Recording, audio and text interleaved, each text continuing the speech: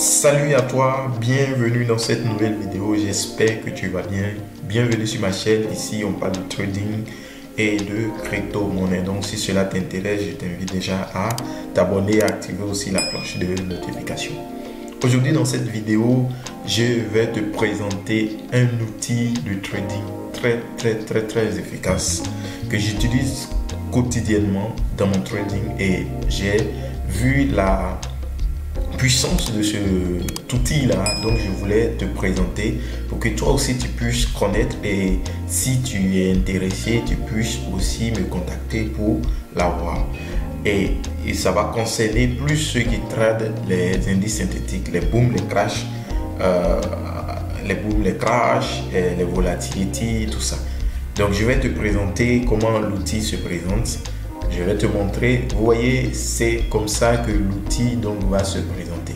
C'est un outil qui va vous montrer les zones d'entrée et les zones de sortie. C'est-à-dire, ça va vous donner des zones de potentiel retournement du marché. C'est des zones où vous allez pouvoir soit prendre des spikes, soit prendre des positions.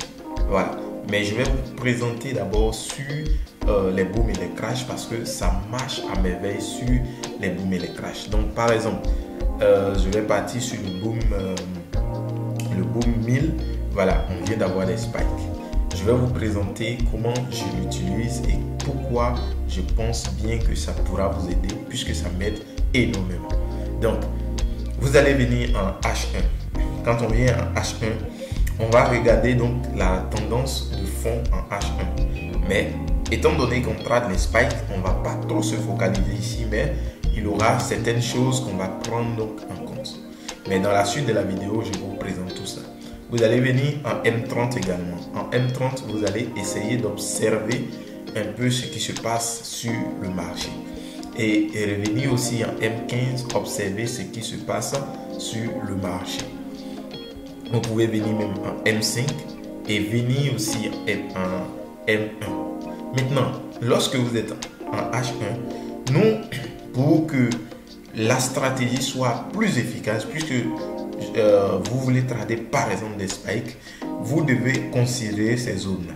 Ces zones qui sont en dessous du prix. Voilà, ces zones-là. Et les zones aussi qui sont au-dessus du prix.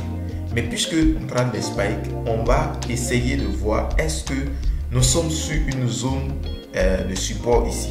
Donc les zones de support qui sont plus efficaces, ce sont ces couleurs là, ces couleurs un peu bêtes.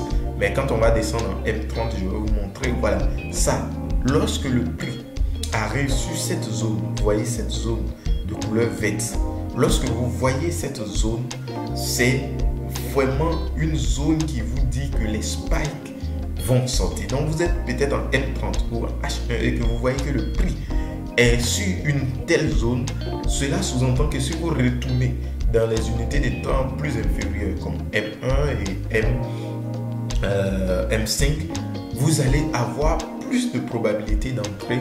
Donc vous pouvez revenir encore en M15. Vous voyez, tout récemment, nous avons eu des spikes ici parce que nous sommes sur une zone, nous étions sur une zone de support.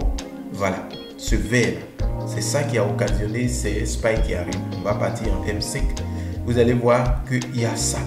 Donc, lorsque vous voyez ça et que les prix viennent toucher, cela sous-entend qu'on aura des spikes.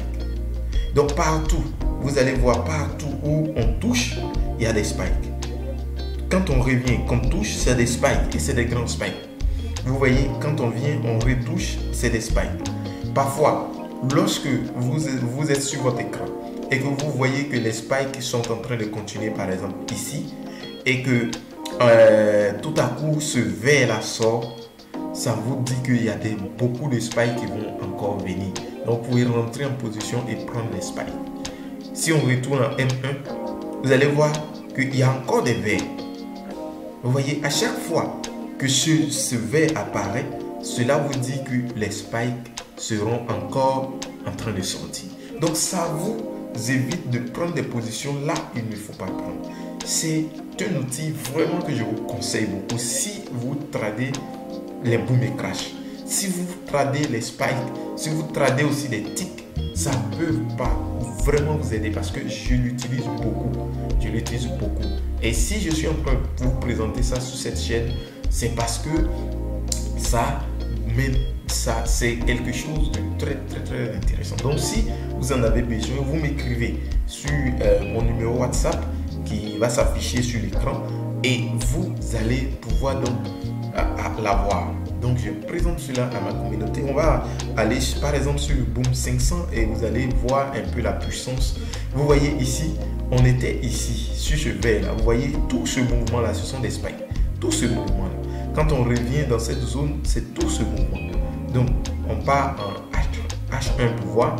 On va agrandir un peu.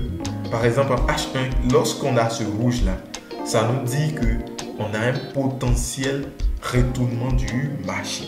Vous voyez? Donc, lorsqu'on va venir dans cette zone d'ici, on va avoir une probabilité élevée de retournement du marché. Donc, on peut retourner en M30. Vous voyez que toujours le rouge est là. Donc, c'est ça qui occasionne ce retournement-là. Mais lorsqu'on va retourner pour venir dans cette zone, vous allez voir qu'il y aura des spikes. Donc, on va l'attendre. Si on ne veut pas trader les spikes, les ticks, on va l'attendre dans cette zone. Voilà. Mais si vous voulez trader les ticks, vous pouvez déjà commencer à trader quelques ticks. Donc, quand on revient en M5, vous voyez qu'il y a la zone verte qui est là.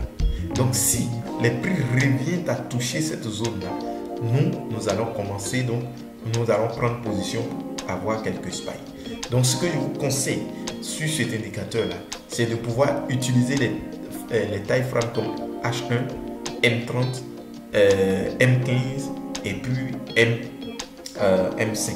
Voilà.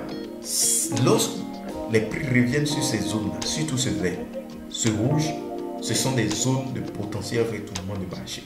Donc si vous tradez les spikes, vous attendez le marché dans ces zones. Une fois que le marché touche la zone d'ici, ce sont des spikes qui vont encore sortir. Donc si on part sur les crashs et qu'on veut trader des spikes sur les crashs, il va falloir attendre que le marché vienne sur une zone rouge. Mais vous voyez que nous sommes dans une tendance haussière. Donc la tendance haussière ici est occasionnée plus par les verts qui sortent, en fait, des zones de support qui sortent. Vous voyez, on était sur cette zone-là. Vous voyez cette grande montée. Donc, c'est quelque chose que vous pourrez, qui va faciliter votre analyse, en fait. Voilà. Si on va sur le Boom 300, par exemple, sur le Boom 300, on vient en H1, on verra, voilà. Voici que en H1, on a une zone verte qui est là. Vous voyez? Donc, pour une personne qui avait pris une position ici, elle aurait bénéficié de tous ces spikes qui sont sortis. Quand on vient en M30, on voit que ça réagit vers ici. Donc, on peut retourner en M. Et vous voyez, actuellement, nous sommes sur une zone verte. Donc, la probabilité qu'on parte jusqu'ici est plus élevée. Donc, ça vous permet de pouvoir faire votre analyse de façon plus fluide. Vous voyez, on est ici. Donc, ça vous permet de pouvoir faire vos analyses plus fluides. Donc, si ça vous intéresse d'avoir ce logiciel et l'installer pour pouvoir trader avec, vous me contactez et je vais pouvoir donc vous le donner au prix, en tout cas, de ma communauté. Donc, si cela vous intéresse, vous me contactez et je vais pouvoir donc vous donner aussi des vidéos qui vous permettent de pouvoir toujours avoir une explication sur ce logiciel. Donc, voici ce que je voulais vous présenter dans cette vidéo. Si ça vous a plu, vous likez la vidéo et vous aussi vous partagez à vos amis pour pouvoir aussi connaître cet outil et pouvoir aussi en bénéficier. Donc, on se dit à très bientôt dans une autre vidéo.